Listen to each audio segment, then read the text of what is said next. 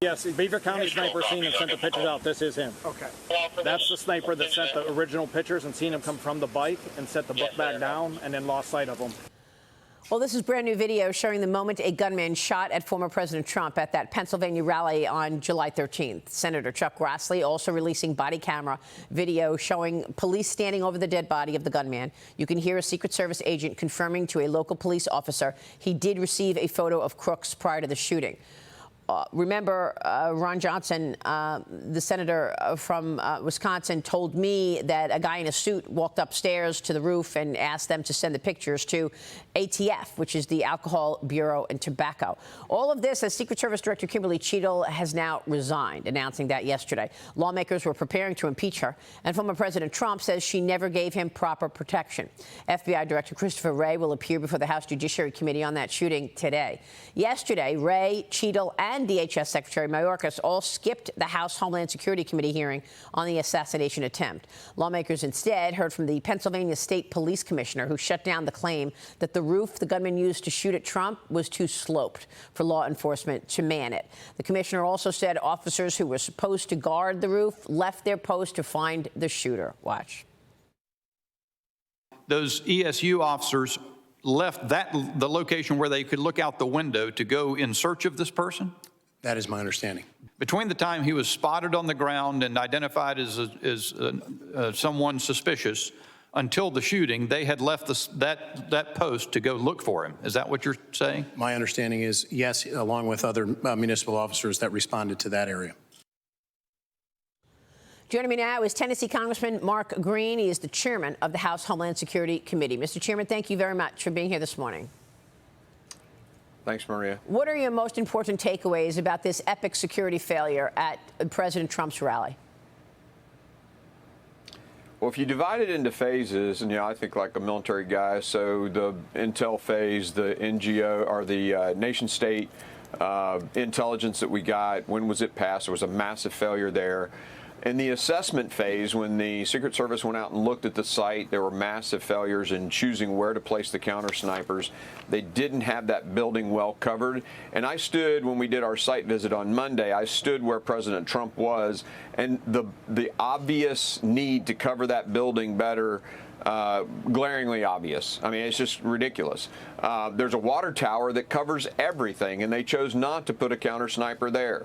And then in the hearing yesterday, we learned, first off, Secret Service never even shared its operational plan with the local law enforcement folks that were there working with them. They just did a quick walkthrough. The communications between them. But I think the most startling thing, the thing that's really concerning, is during all of this, they saw the shooter use a rangefinder.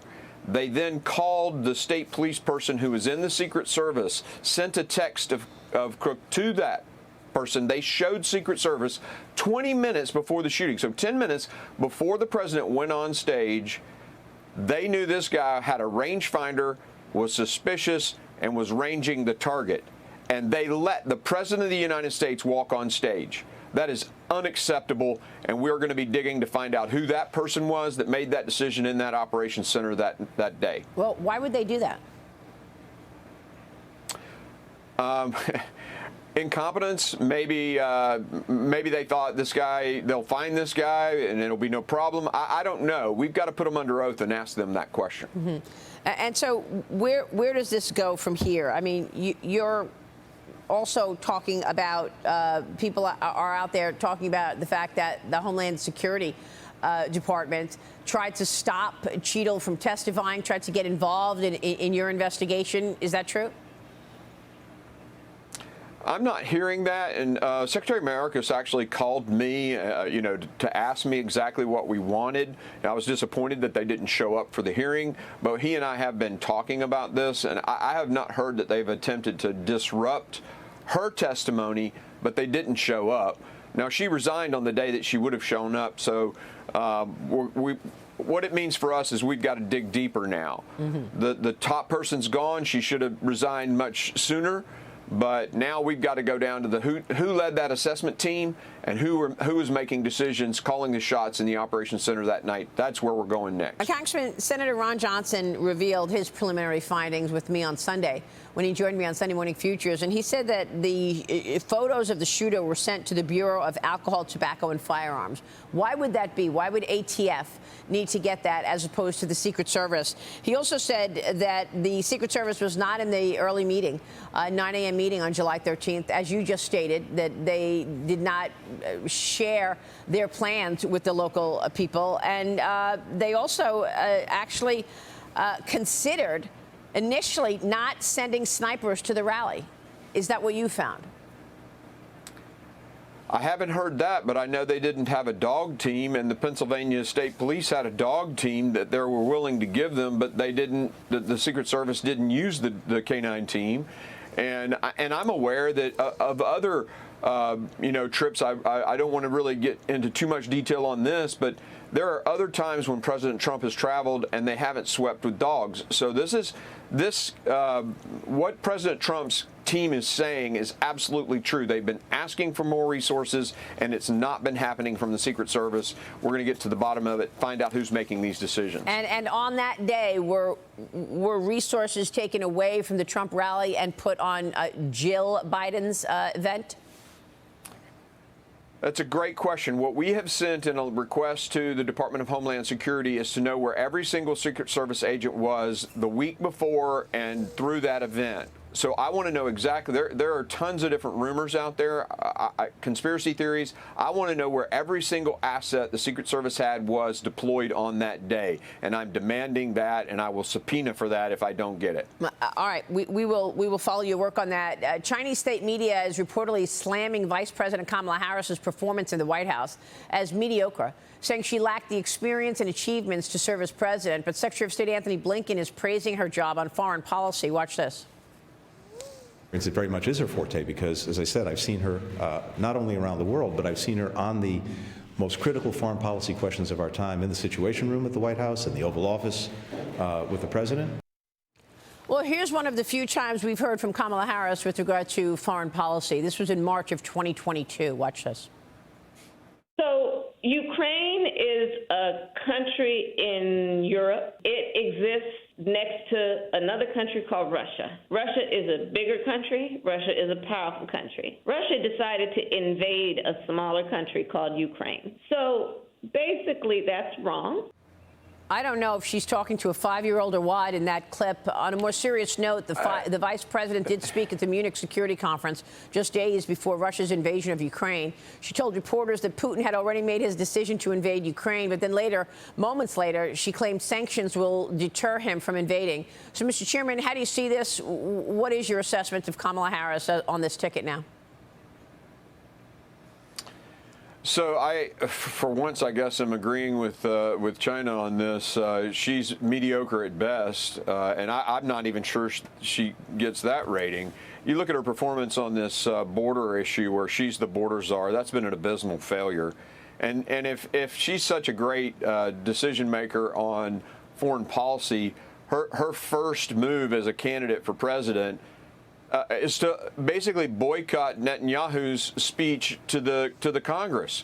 I mean, she's basically, this is our greatest ally in the Middle East, who just recently got invaded basically by Hamas, an Iranian proxy. And if you look at the way this administration has handled Iran, they basically gave them an olive branch when they first got in to redo the JCPOA. They gave $5 billion for a few hostages. They allowed them to increase their revenue from oil. I mean, they empowered these guys, and look at what we got. And so she's not going to attend Prime Minister Netanyahu's speech to the Congress. I mean, that's a slap in the face to our greatest ally. That is a huge strategic failure and proves she has no business being the leader of this country. Well, look, she was supposed to be the border czar, and she hardly went to the border. I want to get your take on the threat at the border, because this seems to have gotten off the front page as a result of all of this. How worried are you about this lame duck session right now, where, you know, President Biden is refusing to step down as president, even though he claims, or he's going to tell us tonight, that he's dropping out of the race, potentially because of his health. Wouldn't his health also be an impediment to being the commander-in-chief? What are your thoughts there? And also, please assess the threat for us as a result of this wide-open border. Sure, Maria. He should absolutely step down as president of the United States. If he can't run a race, he can't run a country. And we call our president commander-in-chief because we need him to command the armed forces of this nation and defend it. And he's incompetent to do that. He should step down. In terms of the border, it is a big risk right now as it's been during this presidency.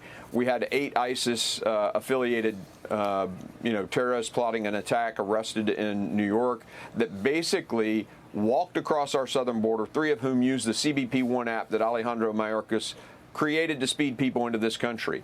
So while they say the numbers are down, it's a numbers shell game. They're using that CBP-1 app to mask that. And look, the cartels control the flow, and they know who they want elected. They don't want Donald Trump. He's going to shut down their biggest money, which is human trafficking. So absolutely, they'll make it look really good for Biden during the election. Yeah, I mean, well, now Harris, I guess. Yeah, it's a good point because we're wondering what our adversaries are thinking at this moment in time. Is this now the time to pounce on America, given this perception of weakness at the top? Well, the last thing I want to do is telegraph that to our enemies, but I mean, I'm very concerned. Let me just say that. I'm very, very concerned right now. And the 30,000 or 50,000 Chinese nationals that have come into this country in the last year, why do you think they're here? Are we going to see unrest around an election if, in fact, Donald Trump returns to the White House? What can they do? Create, upset? I think the thing to worry about there is, should we ever defend Taiwan? And again, we get into the 92% of high-end semiconductors are made in Taiwan, the strategic importance of Taiwan and the need to do that. That's one conversation. But just assume that we do. Our railheads that move our military forces, our ports, disruption of all that. Look, Wall Street Journal reported over 100 incidences of Chinese nationals storming military installations, acting like terrorists with cameras over the past 3 years. You don't see a massive increase in people leaving China without the CCP knowing it and having some say in it. So we have to assume that there's something going on here. Yeah. Mr. Chairman, it's good to talk with you. Thanks so much. We appreciate your time. Thanks, and your Maria. work. Have a good day. And to you, Chairman Mark Green. Stay with us. We'll be right back.